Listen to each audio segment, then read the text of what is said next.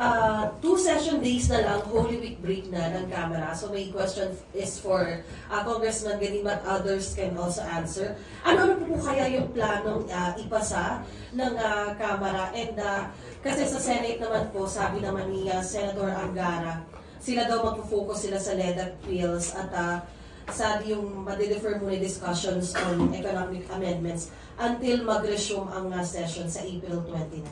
May I also get your thoughts on this? I believe we have 2 or 3 urgent matters that has to be tackled in relation to LEDAC priorities. And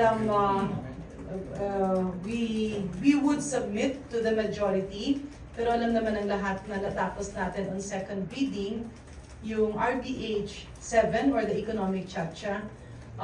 Most probably in the next 2 days we'll be able to finish it on third reading. And well, I do respect the Senate na ipapagpaliban muna yung econ chacha, uunahin yung LEDAC. This brings us to the issue of ano ba ang priority? Kasi sa pananaw ng Kongreso, priority lahat ng LEDAC plus the econ chacha. Kasi bawat araw, bawat minuto, bawat buwan, at magiging taon yan at aabutan niya ng eleksyon, that we are going to delay economic chacha, lalo natin pinapabagal ang pag-unlad ng Pilipinas. So, I still have hope in the Senate, na alam ko naman mga hardworking naman silang lahat, magdo-double time sila na unahin talaga yung napaka-importante panukalang batas na ito. Dahil hindi ito para sa aming mga politiko. This is a very important step that we need to take boldly as a legacy to our children's children.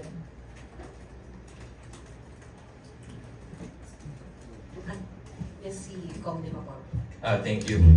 And that's a nice question because it brings into focus the urgency of RBH 6 and 7 and the remaining LEDAC bills. Here in the House of Representatives, we've completed 57 of the LEDAC measures. In the Senate, I think we still have 33 for them to tackle of the 57 that we've completed and passed on third reading. And then on top of that, we have the RBH, which is more than likely going to be passed on third reading, RBH 7, this afternoon or before we adjourn. Now, if you think about it, when we adjourn, we return na naman. We only, I think, have 1 month. Then we have a long break. Then it's SONA. After SONA, it's budget, and we're all very busy with the budget. Come October, we'll be filing for our candidacies. So we really only have until the SONA to get all of this done as legislators. After the SONA, the circus is in town again, and we'll be campaigning, and So I really hope, and I have faith in the Senate. They are, an independent institution. But I really hope that this is not dribble politics. Because at the very least, the Filipino voters deserve to know how our senators stand. It's not busy kami. We need to know where does Senator Bato stand when it comes to the issue of nationalizing, opening up RBH 6 or RBH 7 will negatively affect our nationalist ideals. He used to be our chief PNP. Where does Senator Robin Padilla stand? He's a staunch nationalist, figure, proudly Filipino. When it comes to the type of debate that we're having here in the House of Representatives, where does Senator Pia Cayetano stand when it comes to, for example, the education sector being opened up to foreigners? She's a product of UP system, for example. Filipino voters need to know exactly where their senators stand. So at the very least, I hope they bring it to the plenary and bring it to a vote before the SONA comes. But the urgency is there. We take a break, 1 month is gone, then we'll only have 1 month of work to do. And the Senate is 33 LEDAC measures short of the House of Representatives. Quick follow-up lang. Yeah, can I add to that? Sa Kongreso kasi, even if it's a break, committee hearings continue. Lalo-lalo na kapag ito ay may impact kay Juan at kay Maria de la Cruz. So, I'm still very hopeful that Senate will stick to its word na itatakal nila ang RBH 6, which is the counterpart of RBH 7, o yung tinatawag natin economic chacha. ang batas na magbibigay ng flexibility sa dekahon nating konstitusyon para magkaroon ng daan na umakto agad-agad ang Kongreso at Senado sa bawat problema ng taong bayan. Uulitin natin, ang panukalang batas na ito is all about flexibility. Nakakahon tayo ngayon, hindi ka makagalaw. Parang kumbaga wala pang cellphone sa panahon na ginawa yun, wala pang data, wala pang IT, marami ang wala dati na yun ang naging basehan ng batas natin. We are very restricted, nakakahon tayo, hindi siya flexible. And if we fail to give that flexibility, at ulitin natin ha, hindi ibig sabihin na kapag ipinasang economic chacha, agad-agad magbabago ito. Dadaan ito ng plebisito kung saan ang taong bayan ang maghuhusga. Kapag ito ay naaprubaran ng mayorya ng Pilipino sa pamamagitan ng plebisito, Congress and Senate will now take it one by one, providing a stepping stone. Kunyari, pag-usapan natin yung edukasyon.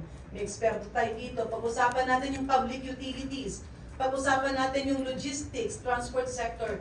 Isa-isa yang itatakal ng Senado at ng Kongreso sa paraan ng legislation. So hindi totoo na mawawalan ng kamay ang gobyerno dito. So now we go back. Is it an urgent matter? Is it a need? Klarong-klaro naman po na talagang kailangan ito ng taong bayan. Kasi habang pinapatagal natin na ipasa ang RBH 6, ay lalo natin sinasabing magtiis ang mga Pilipino sa mahal ng bilihin. Bakit ito nagiging mahal? Dahil hindi tayo nagpapapasok ng logistics sa Pilipinas. At anong impact nito? Lahat ng bagay-bagay na galing sa ibang bansa, na raw material ng ating pangangailangan, or finished product na kailangan natin, pagkain man ito, bahay man ito, damit man ito, sa araw-araw natin pangangailangan, ang pag-ikot niya sa Pilipinas is triple the cost. Kaya handed down yan. Ito yung isang pangunahing tinutugunan ng Chacha, ng economic Chacha. Buksan ang Pilipinas, tanggalin ang dekahon, make it flexible. Flexible for what? Para kapag may problema, action agad ang gobyerno. So I really can see the logic why Senate is delaying this matter. Because the primary responsibility of Senate and Congress is to work hard, work double time, regardless of schedule. Kasi utang natin sa taong bayan ang ating obligasyon. Can I also just clarify my statement earlier? When I said that there's a sense of urgency, you have to also understand how both houses work. Dito sa Congress, the hard work is in the committee. And when it comes to plenary, most of the time it's fast. In the Senate, baliktad. The committee is supposed to be the faster one kasi actually normally it's a one-chairman committee. No? And then in the plenary, it's not like here where we're being regulated for time management purposes. In the Senate, as you know, as long as you want, debate, interpolate. So the question is, when will RBH 6 or 6 in the Senate reach the plenary level? And it's good that Representative Garin mentioned it. Senator Angara can work on it during the break. And what we hope to see is that the Senate is tackling it in the plenary before the next SONA. Otherwise, it will be too late. Are there any comments from other guests? Okay. Quick follow-up lang po about sa sinabi ni Congressman. So, given na halos tapos nyo na nga po yung mga LEGAC and other priority bills, sa mga susunod, ano po kaya yung dapat i-look forward? Ano, parang dahil tapos na lahat, ano pa po kaya yung gagawin? Parang wala namang gagawin yung Kamara. Ano pa po kaya yung pag-focusan nyo pagdating naman even after the break?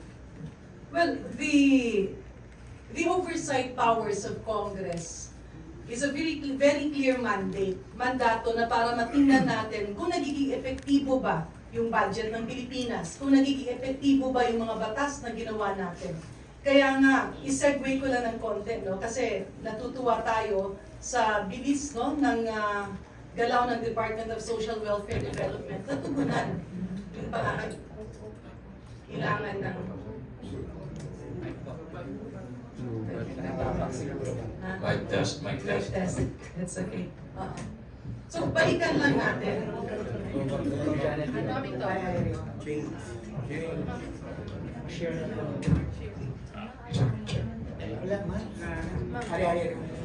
Sorry. Okay, balikan lang natin. Ang daming mga bagay-bagay na kailangang tugunan ng Kongreso. Yung Department of Social Welfare and Development. It's okay. Alam naman natin na matagal na nagiging usapin yung 4 Ps. At karamihan sa kanila, Meron pa po, wait po. Balik lang po lang. Kaya kailangan nag-respect. Go. Mic test. Teka, atay mo pumula. Okay. mic test. Baka kailangan kanta lang. Jingle bells, jingle bells, jingle bells. Balik tayo, no?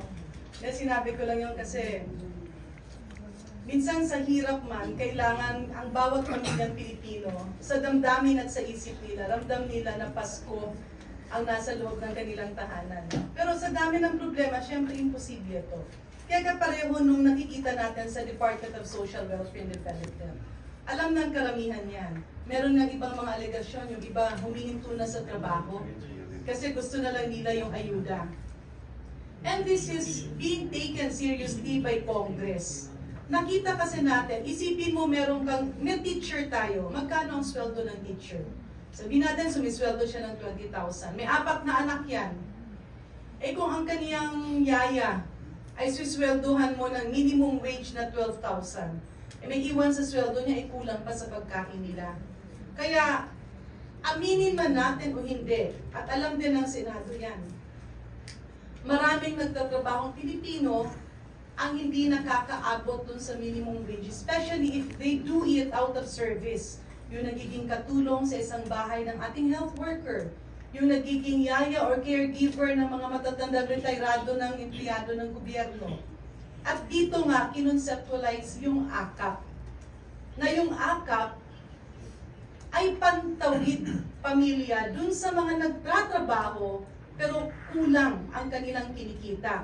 At yun namang mga employer na nagsusweldo ng kanilang mga empleyado, pero kahit anong gawin nila ay hindi nila kaya ang minimum wage. Or kung hanggang dyan na lang. And that paved way actually, well, ikinakalungkot natin na nagkaroon siguro ng miscommunication and it ended up with allegations and plans to have it investigated. Pero again, this delay, sino ba ang nagsuffer? Yung ating mga minimum wage earners or those below the minimum wage who should have benefited from this. Ito yung mga bagay, no, na pinapasok na natin, yung oversight powers ng Congress. Kasi hindi rin naman talaga dapat na pag hindi ka nagtatrabaho or wala kang trabaho, bigay ng bigay ang gobyerno. Tama naman yan, pero meron niyang hangganan. Hindi ba mas kailangan idagdag na natin, magtrabaho ka, dahil sa pagtrabaho at pagsisipag mo ay tutulungan ka ng gobyerno. And that's one of the thrusts that Congress pursued para nga mabigyan ng mas masaganang buhay ang pamilyang Pilipino where they can feel that government is helping them as long as they also keep on helping themselves. Maybe the... Yeah, I'd like to also add, I think with the LEDEC measures finally completed, we can here in the House focus on local bills. Because that's of the utmost importance to most of us here in the House of Representatives. Yung mga local needs ng mga constituents namin. And secondly, we also have other tasks. One of the tasks that I've been assigned to by the Speaker is in EDCOM 2. So we'll be digging deep into the problems of the Bangsamoro Autonomous Region and the problems with education, why they have the poorest of the poor in terms of performance when it comes to education statistics and indicators. And our chairwoman wants to set up a subcommittee to properly tackle this problem. So this is something that we'll be working on after the break. But I would like to turn it over to my co-EDCOM 2 So the spotlight can shine on him, Pico Benitez, because he's actually an expert in one of the many things that we've been trying to tackle on, and that's the inability for DepEd, TESDA, and CHED to get their acts together. So you have the floor. Thank you very much, Com Khalid. You do have two EDCOM members here from Congress in front of you, no? But to first answer the question kung ano pa, sa totoo lang, meron pang tatlong natitirang LEDAC measures, no? Na kailangan pang tapusin ng lower house. But tatapusin naman siguro, malapit na kaming matapos sa committee at least on these sets of issues. The second is the ongoing issue of oversight. Kasi sa oversight lang, kagaya ng EDCOM, halimbawa, marami hong lumilitaw na problema na hindi generally nakaka-capture, no, in the normal year's legislative process. So sa EDCOM pa lang, sa totoo lang, BARM, as Com Khalid, Commissioner of EDCOM, has also mentioned, is a major issue for us in terms of education. But also internationalization of higher education is another major issue. No, mabalik ko lang dun sa issue ng RBH 7, and I think the general concern, no, about education. Malinaw naman sa amendment na proposed na carved out and protektado ang basic education. It's really tertiary education that's being opened up. And the issue in tertiary education, I think, is really not about ownership, but it's about regulation. So tama din si Kong Janet, no? That at least with the amendment, the questions of regulation can emerge. And Congress can properly tackle that issue with greater flexibility. No? Wala pang malinaw na posisyon ng EDCOM sapagkat as part of EDCOM's law, kailangan evidence-based ang policy recommendations nila. So pinag-aaralan pa lang, and that's going to be part of the second year of EDCOM's oversight. No? So there are many issues and many legislations that still need study beyond or outside LEDAC priorities. For example, the lower house passed on third reading the new Early Childhood Care and Development Act, no? that tries to address a consistent national problem of malnutrition and stunting for children 5 and below, for example, right?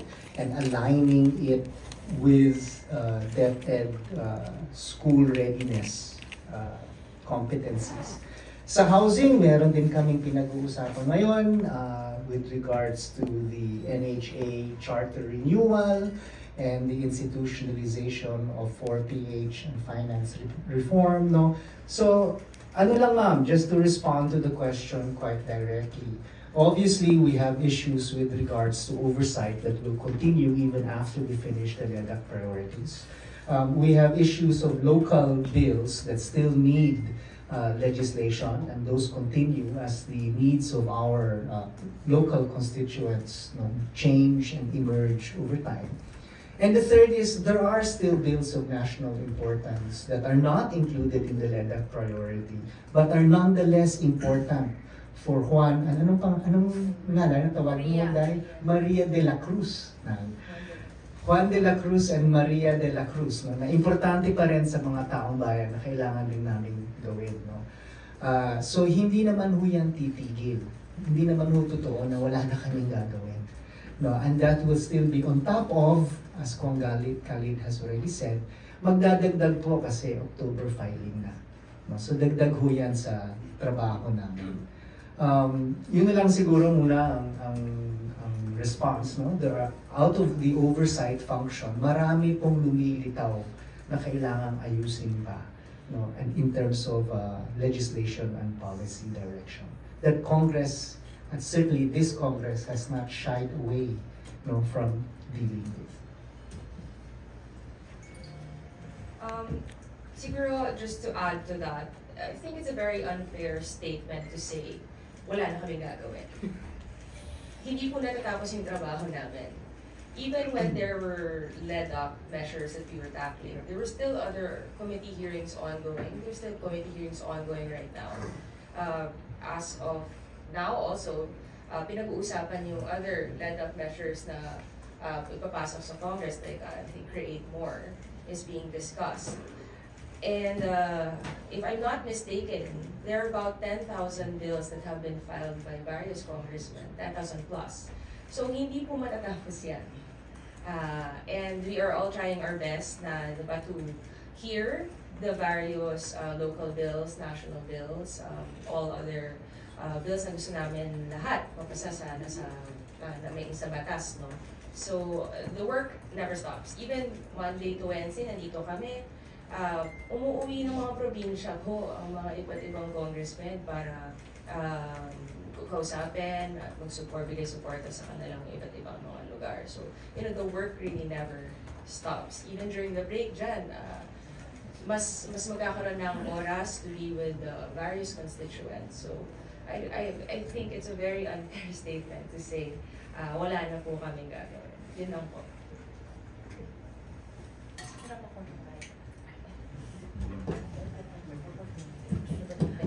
Magandang umaga po. Tama si Congresswoman Migs na sinabi niyang unfair.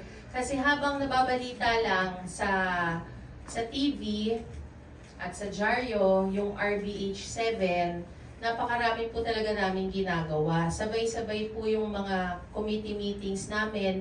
In fact, this week, hindi lang naman po RBH 7 ang pinasa namin, ang ipapasa namin. May 45 local and national bills po na papasa ngayong linggo.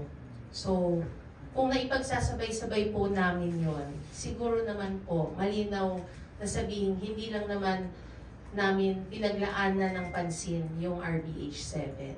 Sabay-sabay po, kinakaya po namin lahat. Maraming salamat po.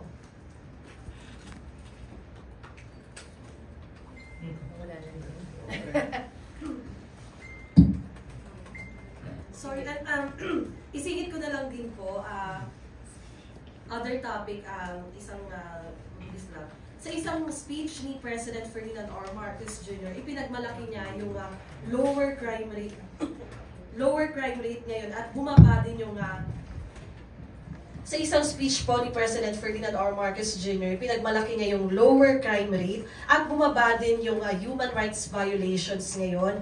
At sabi nga niya, we have done it without resorting to legal shortcuts or circuiting the process or acts that subvert the rule of law.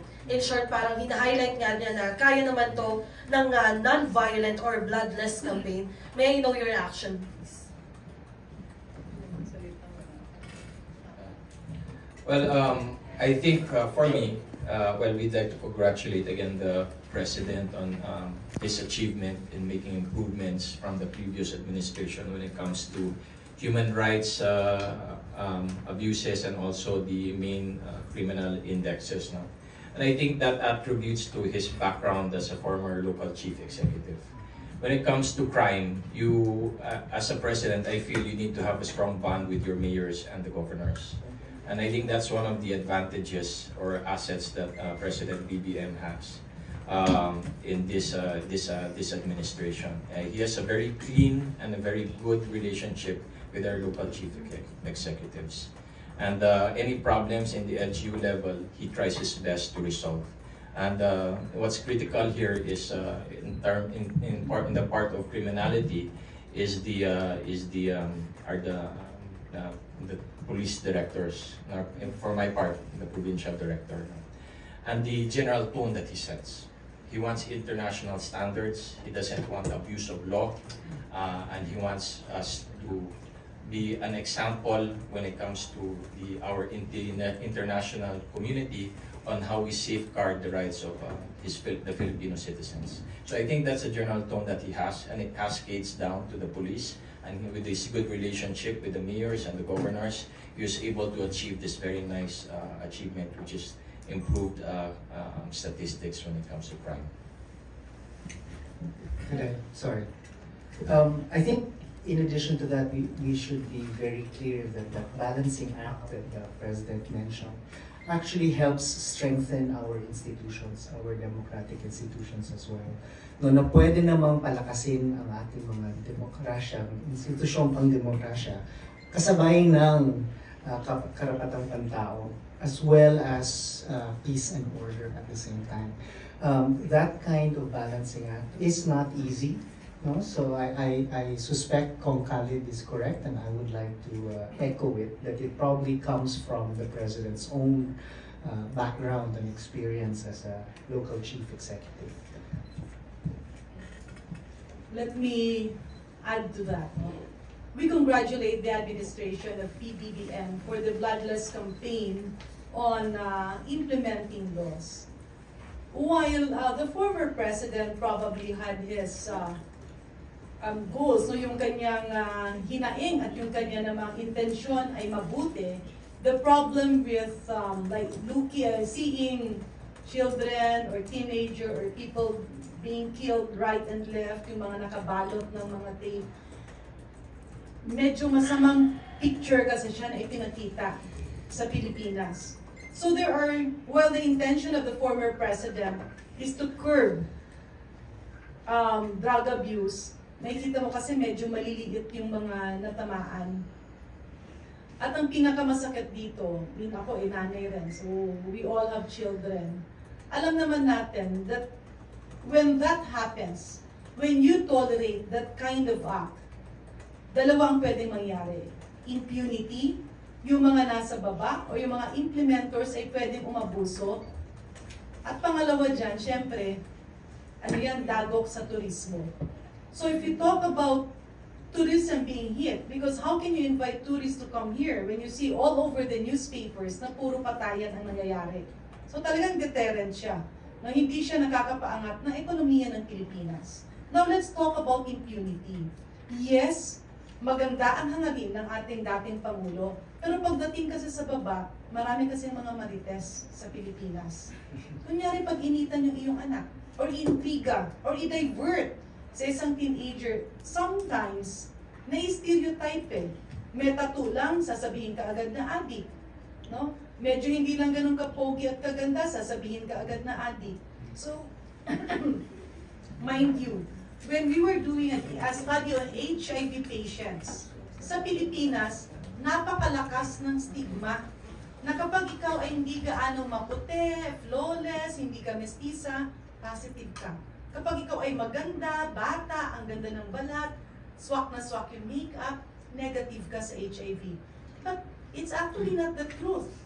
Ang daming young professionals who turned out positive because they really did not understand how to protect themselves. Ganito rin ang nangyari sa drug campaign. Na kapag ikaw ay medyo out of school, or medyo nagkukonting bulakbol, pwede kang pag-initan sa baba. So you become a diversion of those who have impunity. At ang nagiging kawawa doon, yung mga tao sa baba. So we congratulate the current administration in its bloodless campaign. But of course, we also have to make sure that rules and laws are implemented. Kasi minsan, kung puro tayo patayan, tinatanggalan mo ng karapatan na magkaroon ng boses ang maliliit na tao.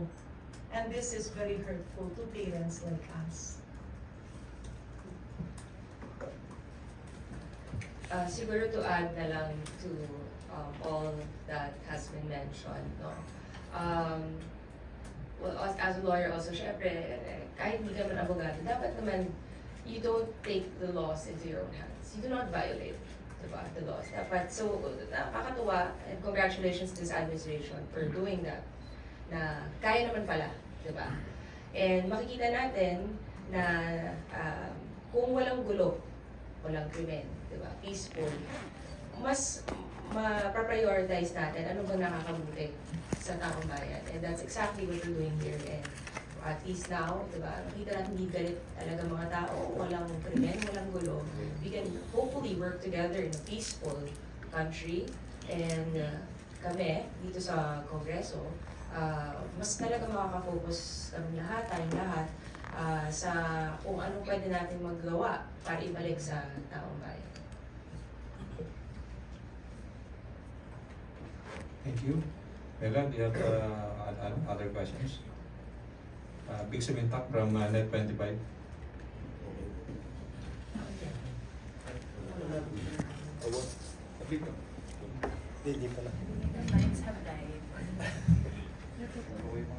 Good morning po.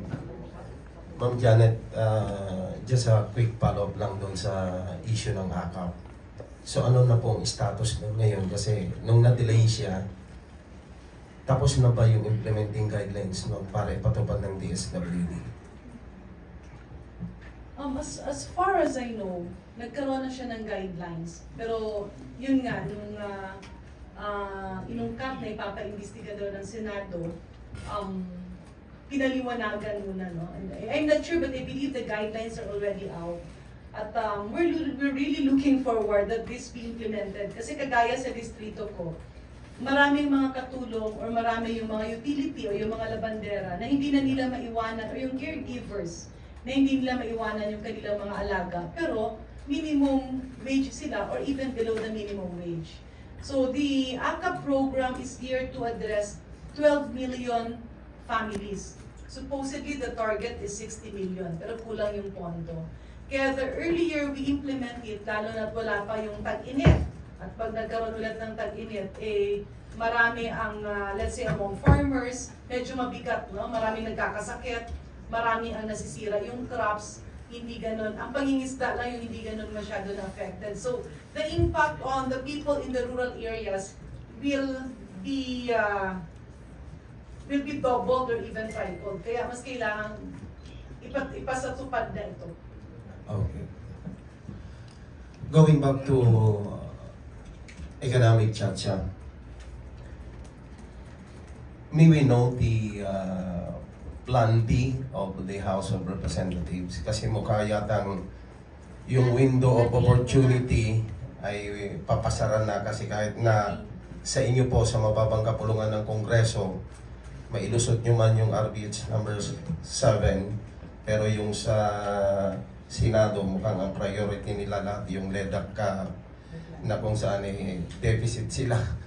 So, what will happen if and when na mabigo ang Senado on or before the SONA ma-aprobahan ang RBH 7? May sinabi si Majority Leader, pag tinapos ninyo yung RBH 7, diretso na sa COMELEC, pero sigurado merong legal questions. Let me just put the statement of the Majority Leader categorically, no? Kasi ang ibig din namang sabihin, pag natapos yung RBH 7 ay idiretso sa COMELEC, he was actually referring to Senate as staying true to its words. Yung paninindigan nila, yung sinasabi nila kapag nagbi-meeting ang liderato ng Senado at ang liderato ng Kongreso, kung saan sinabi na by March, tatapusin nila yung RBH 6. So the House is geared towards adopting the Senate version. Although kulang yon, that's a lot better than nothing.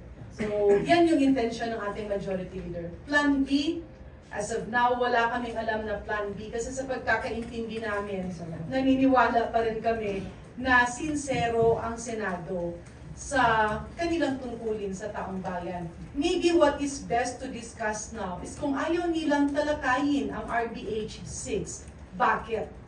And I believe it's best to call a spade a spade. Kung ayaw, sabihin nila. Kung gusto naman, ipag-usapan. Because mahirap yung sinasabi mong okay, pag-uusapan, pero ayaw naman. We really have to be very transparent to our people. Because we need the people to know what is in there for their future. Personally, alam ko walang Plan B, pero ba okay tatanungin nyo? We really need the people's initiative.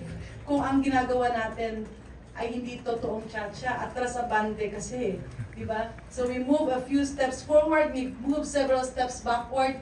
Ang tingin ko merong iba na mga nagdadasal lang na makalimutan yung usaping economic tsa-tsa pagdating ng kampanya. But Congress, me personally, ang Kongreso, hindi yan papayagan. I mean, kung hindi man kayanin ng Kongreso, let the people judge our government officials. No? But it's really best that Congress sticks that Senate stick to its commitment of tackling RBH 6 within the month of March. Kaya, yun, ulitin ko ha, walang plan B sa pagkakaalam namin, pero ako, personal ko lang na pananaw yan. Kung talagang ayaw ng Senadong gumalaw, let's give it to the people. Ibalik natin sa People's Initiative dahil kami at ang mga senador, pareho kaming wala dito kapag wala ang boses ng taong bayan. We'd like to recognize the presence of Senior Deputy Speaker Aurelio Gonzales Jr. May mic naman siya.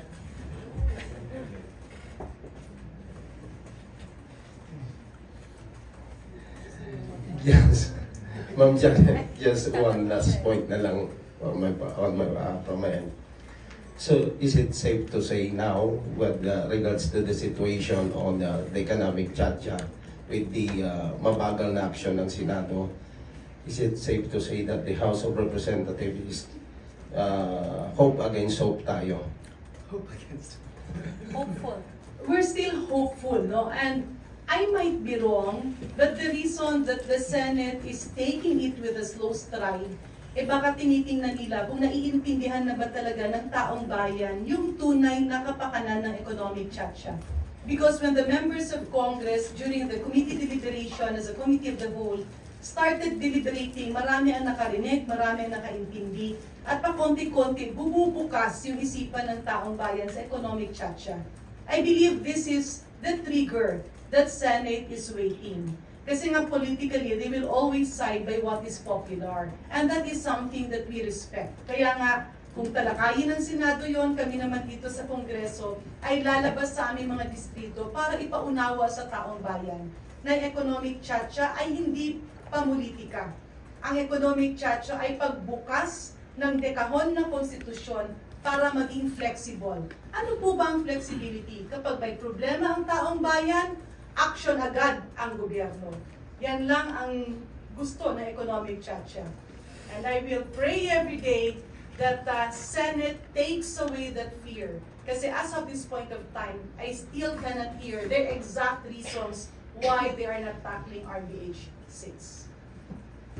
Siguro, isang-isa na lang. Since nabanggit po ninyo, yung reaction po ninyo doon sa image ng Pilipinas during the past administration with regards doon sa fight against illegal drugs, yung Tokang na nagbigay ng masamang imahe sa atin compare ngayon sa Marcos administration na medyo okay, kaya pala na hindi daanin sa parahas o kaya magkaroon ng human rights violations. So, the ICC ngayon nagpupumilit makapasok sa atin. Susuportahan niyo ba na dapat papasukin ng ICC sa Pilipinas in order to remove that bad image sa atin, makita yung through their investigation? I leave it to the decision makers. No? Kasi alam naman natin, pag walang tinatago, walang dapat may kapahamak. Thank you. Elson Quismorio from Manila Bulletin, you're recognized. Hello po, morning. Morning pa. Clarification po kay Congarin. Ma'am, you mentioned po kanina na in the next 1 or 2 days may marami pang pending. So, does that mean may session po tayo ng Thursday? Ayaw mo. Sorry na nawala sa isip ko. Tuesday na pala yun ito. So, it's session will be until tomorrow. Just making sure lang po. Tapos, Ayaw mo pumasok na. Tapos, for anybody po, do you share po the concern of the Makabayan Bloc na yung pong pagpili ni Pastor Kibuloy kay former President Duterte as his assets administrator / caretaker could lead to some money laundering issues? That's how they put it. Your thoughts po? If I could clarify, during the Committee on Legislative Franchise, when this was brought up, sa process sa pagpili ng administrator, klinaro naman po nila na yes, may papeles on appointment, Pero it's only in case of inability. Meaning, hindi pa siya operative ngayon. So, I think it's premature to talk about that. But being a lawyer, diba, if they can prove their facts, that's their opinion naman po nila yun. And there are various legal means and there are various processes that they can look into or bring forth. Pero iklaro muna natin na yun naman yung lumabas sa committee hearing na as of now, hindi naman pala talaga siya po ang administrator. Just in case lang,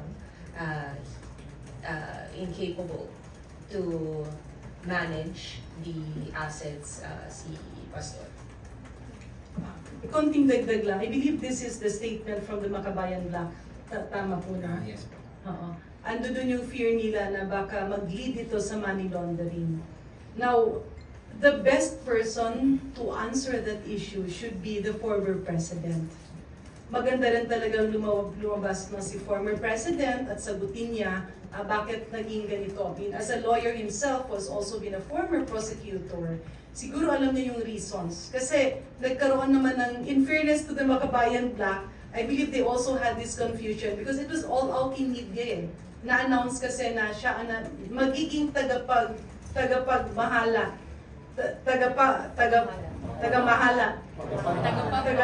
He will be the caretaker.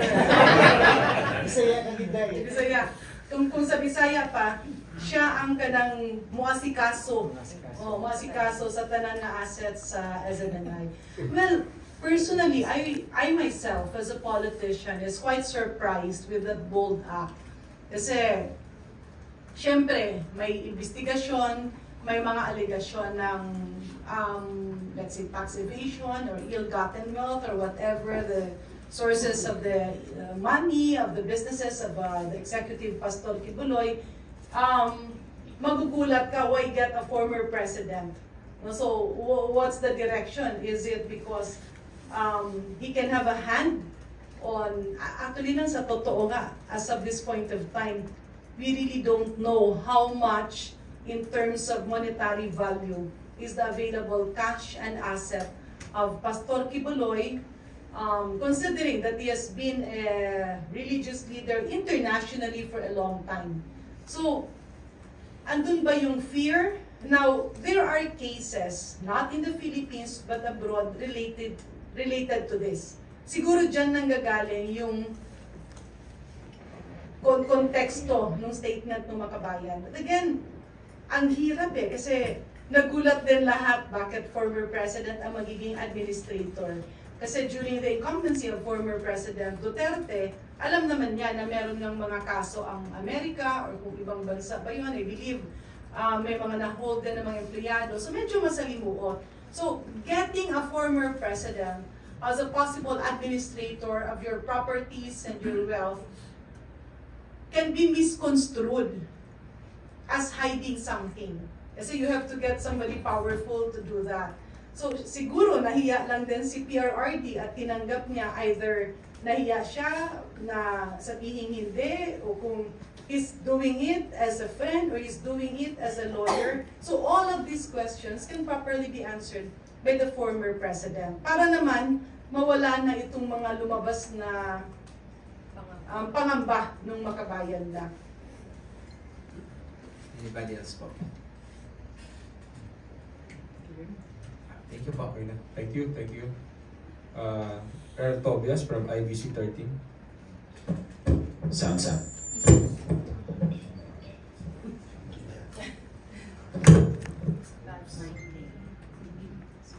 Good afternoon po, our good congressman and congresswoman. Sa akin lang po, the House leadership has also been very committed into tackling po yung NFA issue natin, no? As of now, Ombudsman ay nakatutok rin po dito and it's marami pa pong mga nangyayaring development with the issue. Given na we're looking forward with what's happening next year and baka ina-anticipate din po ba natin na ito ay magiging isa sa mga malaking priority ng Kamara bilang pagtugon po doon sa function nitong NFA at what does it mean din po para sa ating taong bayan na maayos itong issue na ito. Thank you.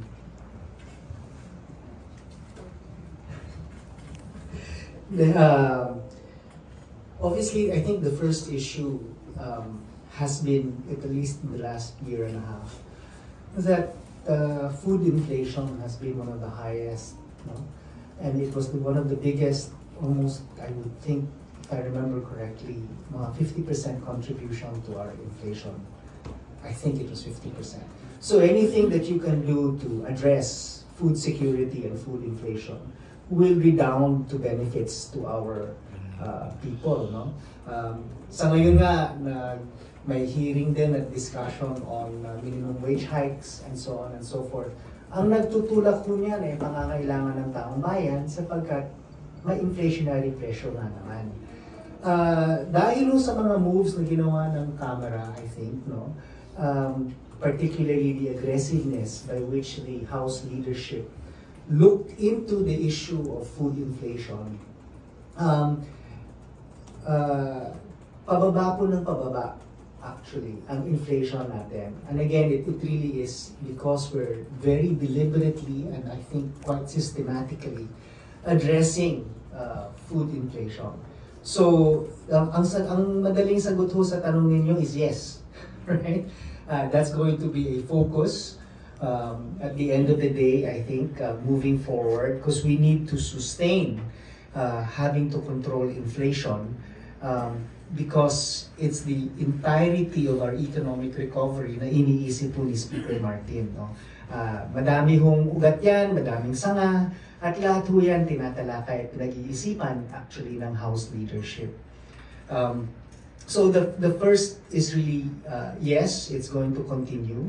The second is, it really has to do with food security kasi pag gutom po ang taong bayan, napakahirap. Wala hong ibang pwedeng pag-usapan. So it's a very basic need, no? Kung ang sikmura nila ay walang laman, wala na ho silang pakikinggan, di ba? Na iba pang issue. So it's so basic and fundamental, it needs to truly be addressed. At hindi lang ho sa rice, halimbawa, but on all the commodities, in our case, for example, sugar, you know, malaki hong issue ang food security. So it is going to be part of an important concern, no? for the House. Kasi kailangan na rin talagang siguraduhin na hindi masyadong mahal ang bilihin para may laman ng tiyan ng bawat Pilipino. Yeah, no, yun nga, di ba? Kung gutom ka, di ba, may term nga tayo na hungry, di ba? Galit ka. But even with that, the administration is also focusing on that. I think the DA said that their 2025 budget i-prioritize nila for poultry, high-value crops. So it's not just Congress that's working on it, it's this administration, it's the various departments. Kasi nga, I think even earlier, diba, in the term of PBBM, he said na gusto niya nga zero hunger sana. And in line with that, Congress is also looking into various means, legislation to aid.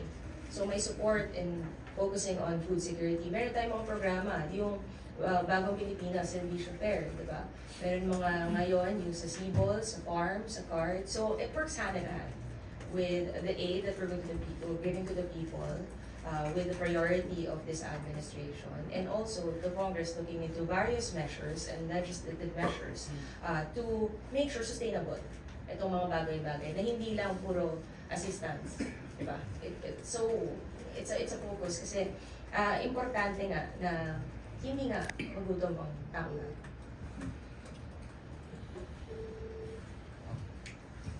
Well, yeah, I'm not really abreast in the issue of the NFA, but in general, I think the House leadership is doing very well in helping the executive, our president, kind of steer our country in a clean path.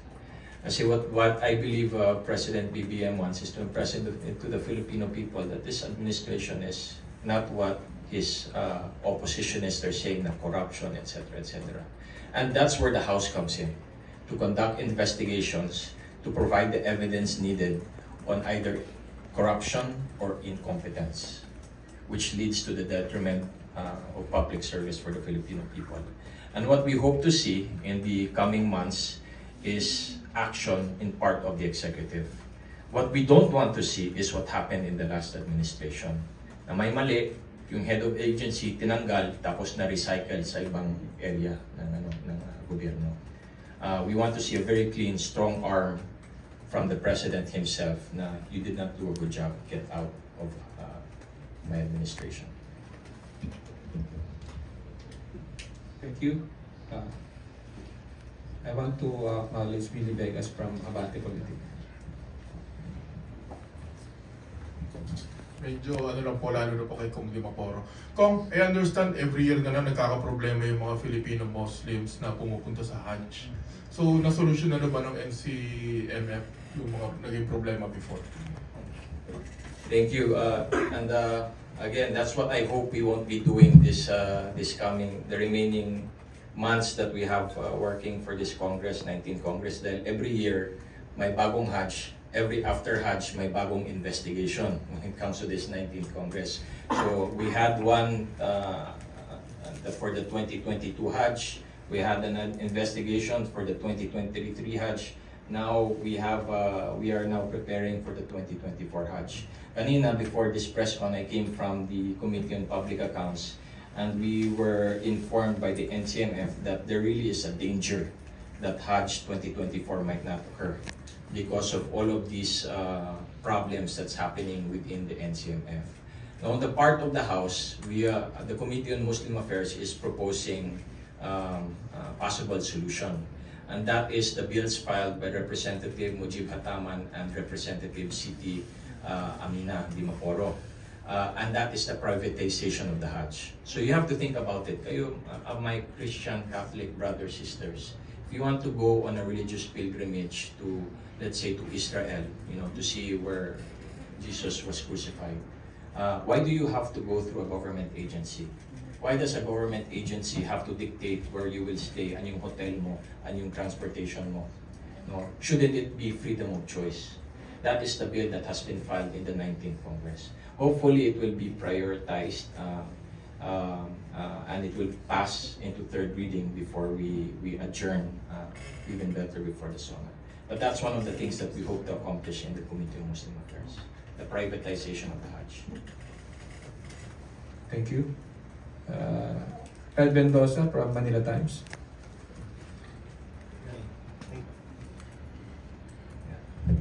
Good morning po, mga congressman. I'd like to direct this first question po kay Kong Kiko Benitez kasi medyo mainit yung issue na ito.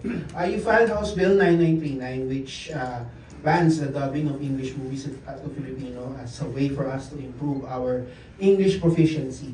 But many sectors, including voice actors and fans of Filipino dub shows, criticize the move, as it could remove them of their livelihood. And one voice actor, I named him Jeff Otanes, he's posted on Facebook saying na the industry should not be blamed on the low English proficiency of the Filipinos.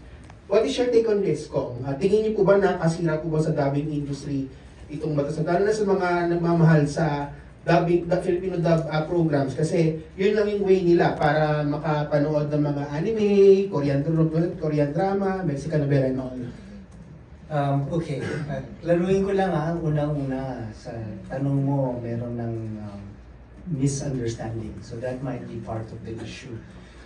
It's the bill is actually designed to try to at least have a conversation so that we can balance the economic effects on creative industries, particularly with the dubbing and voice actors, with the educational impact of a decrease in exposure for our population to English media.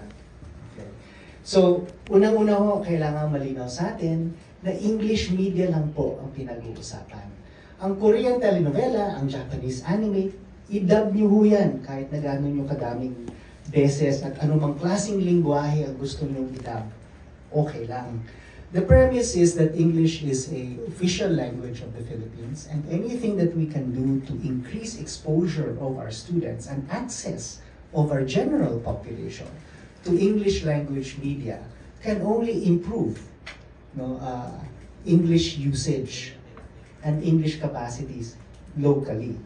But syempre, malaki ho at malawak, no, ang continuum ng anong ibig sabihin ng English media. Kaya nga ho, sinulong namin ang batas na yan, a potential measure, because we need to have a conversation about the educational benefits versus the creative industry economic costs. No? Siguro naman hindi lang sa inyo that I am also a champion of the creative industry, you know, and the development of the creative industry and the creative economy. But we must have that conversation.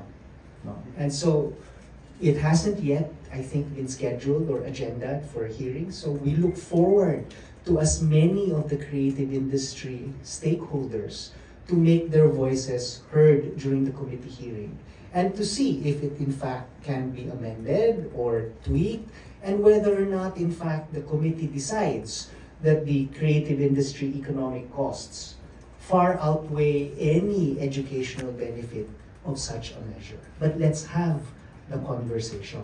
Rather than, for example, the recurring complaint naman of another sector, in fact, of the creative industry, which is our BPO sector, that has been saying for quite a while that the quality of our English capacities have actually slowly been going down over time. Yun lang naman yun, sir. It's not that complicated, but it is going to be a discussion, I hope, at some point that will be coming up in Congress. Okay, thank you po. My final question na lang po to everyone, kasi nag-file po yung resolution ng Makabayan Block para investigahan ng lumabas po sa Manila Times na promise di umano ni former President Rodrigo Duterte na alisin ng Sierra Madre, quoting an anonymous source. So what is your take on this po? Sorry, what? Alisin po yung Sierra Madre. BRP Sierra Madre. Meron daw po promise made po Sana ba yung bundok? BRP Sierra Madre. Sorry. BRP Sierra Madre. May promise daw po si former President Duterte na nakipag-usap daw po siya sa Chinese government according to our anonymous source po. Again, it's very difficult to put ourselves on the shoes of the former president. Kaya nga, maging maganda rin na masagot ito ni former president para lang maliwanagan, no? Either nagkaroon ba ng miscommunication or is somebody putting words into his mouth, and it's best answered by him. He alone can shed light on this very important matter. Anyone po? Kala ko Alam mo yung bundok tatanggal. Kaya akala mo. Thank you, Ed. Kat Porges from Radyo Pilipinas. You're recognized for your questions. Hi, good morning. Hi, good afternoon po mga Kongs. Although, since first time po ni Kong Benitez, sa kanya po yung question ko. Kong, the House adopted po yung Senate version ng NIR, yung Negros Island Region Bill. How important is this po? Tsaka, habang inaantay po natin na malagdaan siya ng Pangulo, ano po ba yung preparations po since may transition period? Sorry. Okay, so I would like to thank, obviously, the Senate, and I've done so before.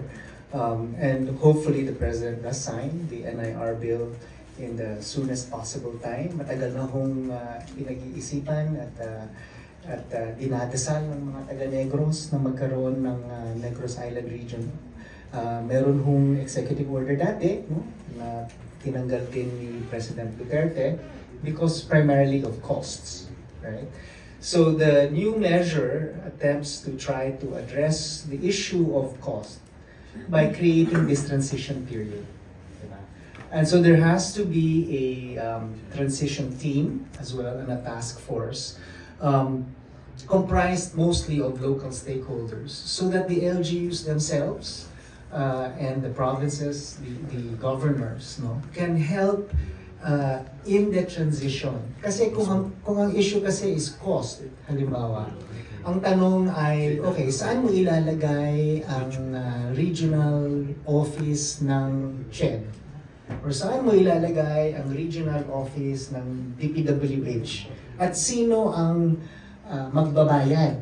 Diba? Kasi it's a budgetary issue. On principle kasi, I think everybody is in agreement that bringing services more to the people and making it more accessible can only redound in faster and better development. No? So the question really is who will shoulder the cost and for when. So yun ang pag-uusapan ngayon ng transition team, di ba? So mag-discussion sila depending on what the evaluation of the efficiency, no, and the cost benefit. Kasi sa transition team, 4 naman yan sila actually. There's the city of Bacolod, which is a chartered city. There's the provincial governor of Negros Occidental. There's the provincial governor of Negros Oriental. And there's the governor of Siquijor. Diba? So pag-uusapan ho nila kung sino po ang handa, sino po ang able, at sino po ang willing, no, to help ensure that the budgetary issue that DBM is very clear about and was the original reason bakit tinanggal ang NIR dati, ay pwede namang masagutan. In other words, dahil may clamor ho from the ground na ibalik ang NIR, I don't know of any real measure na lahat ho, as in lahat, ng representatives involved ay pumirma as principal co-authors actually. No? Kasi nga ho, ganun ang clamor sa amin.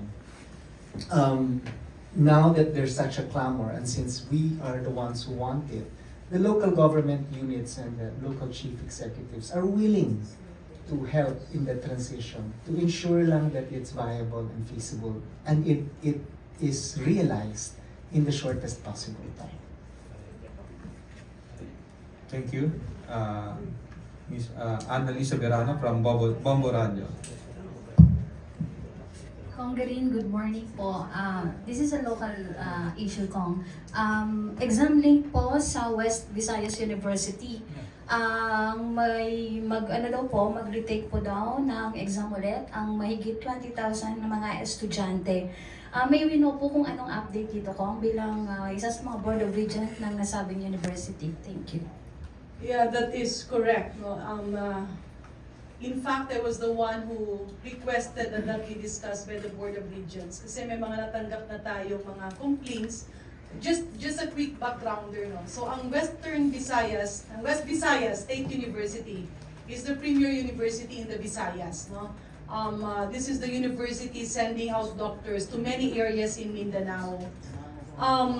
Napakaganda nung kanya academic reputation. However, the recent admission test, I think the applicants were more or less around 21,000 plus. Nagkaroon ng anonymous na info na nagkaroon ng leakage. And then somebody already posted on social media, this was, I think, a brother of one of the examinees. At nakita nga natin na malaki ang posibilidad na nagkaroon ng leakage. This is a challenge kasi nga sa pagbago ng teknolohiya, merong mga nakakapagdala na ng mga camera or whatever. So it's not yet 100% confirmed, but it's gearing towards the direction that during the pilot testing, probably in Rojas or somewhere, may nag-picture ng pilot test. And that was leaked to the, nauna kasi ang pilot testing a few days ahead, na leak siya dun sa ibang mga applicants. So whether it was sold or whatever, that is something that is currently undergoing investigation. And we have already requested NBI to come into the picture.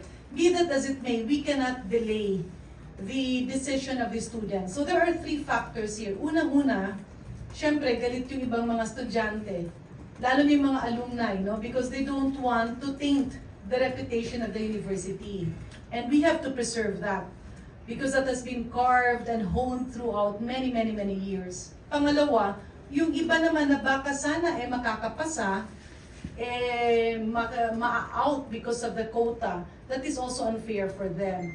And hindi naman natin na minamaliit yung mga nakapasa pero hindi dapat deserving, but the academic challenges that they will be garnering within the institution might also be difficult. So maganda nang kesa na pupunta ka doon tapos hindi mo kaya, maghahanap ko ulit ng... So, ang dami talagang problema. So, during the board meeting that we had last Saturday, I believe, either Saturday or Friday, apologies, medyo nawawala na tayo sa mga senior moments. I put forward the proposal of a possible retake, and everybody agreed. The honorable chairperson of the Committee on Higher Education is also amenable kasi ibang mga proposals will take time. But that does not mean that the investigation will stop. Tuloy-tuloy ang investigasyon kung sinong dapat managot, mananagot. But for now, we have to tackle the very first major impact. And that is yung nalilito yung mga 21,000 plus applicants. So earlier this morning, I was in conversation with the university president. Chances are the retake will be mid-April. Magkakaroon ng maraming venues. No? They will be coordinating with the local governments and the universities and other schools all throughout Region 6. Kinarve out lang yung areas, yung address ng mga nag-take dati. And mind you, at no cost. No? Walang bayad yan. Thank you. For today's last question, polling question from Isa Apendanyo Madi from GMA-DCWB. Inabot lang po siya ng live report niya. To Congresswoman Migs, viral ngayon sa social media ang isang teacher na nag-live sa TikTok at nanermo ng mga estudyante. Para kay Congresswoman, na madalas din trending sa kanyang content sa TikTok at FB, ano dapat ang isaalang-alang sa paggamit ng social media lalo na kapag politician, teacher, or kilalang tao? Trending pa ba ako? Lahat po ata kami trending, si Conga rin ngayon. Trending to. I'd always say naman pagdating sa social media, you don't have to be an influencer. Kahit lahat tayo, diba? You have to be a responsible poster. Diba? Yung social media is a platform that you can use for the good or evil. It's either maninira ka ng tao, or gagawin mo, diba, pang clickbait, or whatsoever. So, hopefully, diba, gamitin natin yung social media sa tamang paraan to educate, to be a better person, to be a kinder person, at hindi yung mga paninira or fake news at lahat. So, ito, kung ginamit niya pang sermon, as long as I guess hindi siya nagmumura or wala siyang violation sa community guidelines, right naman niya yun. But I hope, diba, you use social media as an avenue to let others be educated and siguro be a better Filipino citizen kaysa manira-nira tayo. Diba? We all want peace, especially this Holy Week. Sana, diba, peaceful tayong lahat at we go back to goodness na lang instead of hate. Diba? So yun, siguro yun lang po. Ako, napanood ko kasi yung teacher na nag-viral sa social media. Kung Migs, malayong-malayo siya sa pagti-TikTok mo. Medyo napakasakit talaga nung sinabi ng teacher at hindi ko maintindihan ang context kung bakit siya napadpad sa social media. Para sa akin, napaka-sakit ng mga salita niya, pananalita niya, napaka-uncalled for bilang isang guro. Bilang isang guro, dapat nag-practice talaga siya ng self-control. Dapat huminga muna siya ng malalim kahit ano pa yung ginawa ng mga estudyante sa kanya. Bilang guro na ginagalang, dapat hindi siya talaga nagwala. At binigyan naman siya sa pagkakaalam ko ng DepEd ng 3 araw para magpaliwanag. Siguro antayin na lang natin yung napakaganda niyang paliwanag. Kasi matindi talaga yung mga pinagsasasabi ng guro na nag-viral. At napakasakit ng mga salita niya. Tinawag pa niyang, wag na nating ulitin. Pero, to the effect na sinabi niyang walang karapatan yung mga estudyante kasi mahihirap sila or something to that effect. Kaya nga siya yung nagtuturo para matuto yung mga bata. Paano pa sila matututo kung ganun yung klase ng pagtuturo?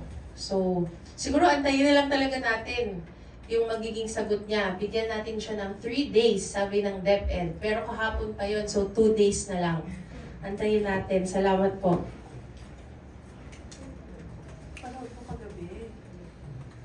Okay. I saw the video, not fully, no? But looking from the balcony, this can also be an eye-opener. May mali ang teacher, yes. There is also the impact of social media, yes. But we also have to look at the bigger picture. Baka yung ating mga public school teachers ay meron ding pinagdaraanan and wala dun yung avenue na yung mga needs nila o yung mental problems nila o yung kanilang acceptance dun sa mga pinagagawa ng ibang estudyante. Because it's a very big institution. And there should be a command or a chain where they can vent out their problems. And syempre ngayon, marami nagagalit sa kanya.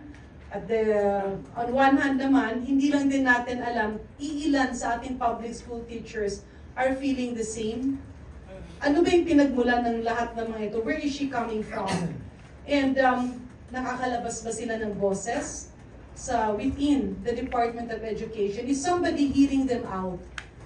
Is somebody hearing their problems? Or is somebody supporting them? Ano ba yung mga bagay-bagay? What should be the feedback mechanism between our teachers and their administration? This is a very important thing that should also be looked into. Because for all we know, baka mamaya sa loob-loob niya andun na yung galit, pero hindi siya makalapit sa principal, sa regional director, or baka nakalapit siya, may problema na, pero kino-contain kasi hindi nila maipalabas sa central office. So, mind you, we need to look into this kasi baka mamaya it's not an isolated case.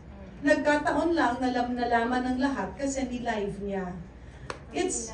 Ni-live niya, di ba? Was it live or somebody took it? I'm not sure. Ni-live niya, di ba? Yun ang pagkaintindi ko eh. So, hindi siya by accident eh. It's intentional. There's a deeper message behind that. It's venting out. Nandun yung baka mamaya hindi na niya alam ano bang gagawin ko. Who can hear me out? Who can help me? Kasi minsan yung mga tao, they want it to be viral because they need the attention. Or they want it to be viral because nobody is paying attention to them. Or is this a support na kailangan? No, this is for the sake of the teacher. Kasi it's a very challenging environment. And then we go back. Marami tayong mga government employees na nasa baba. Na ang dami nilang challenges. Marami nakakasuhan. Wala namang pambayad ng abogado. Marami na pagbibintangan. Hindi sila maka-vent out. And that is where leadership comes into picture. And that is why this problem should be looked deeply by the Department of Education. Ano ba ang problema? Meron bang feedback mechanism? And mind you, we have also teachers na talagang may problema. I had an experience before na medyo nagkaroon ng problema, personal problem yung teacher. And pinagbubuntungan.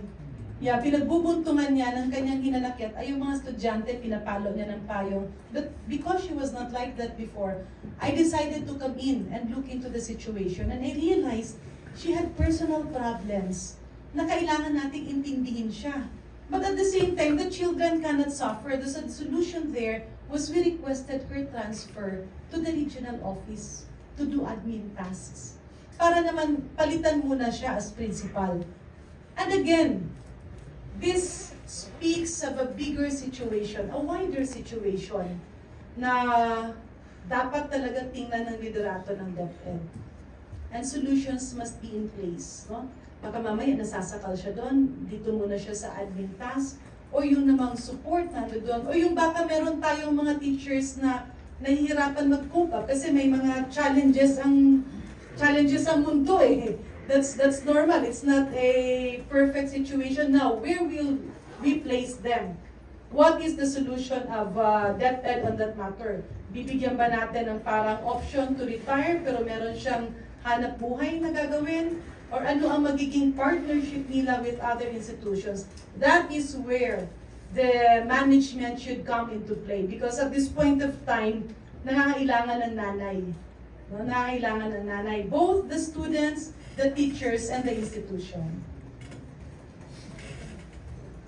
Thank you. We invite our honorable speakers to share their brief closing statements.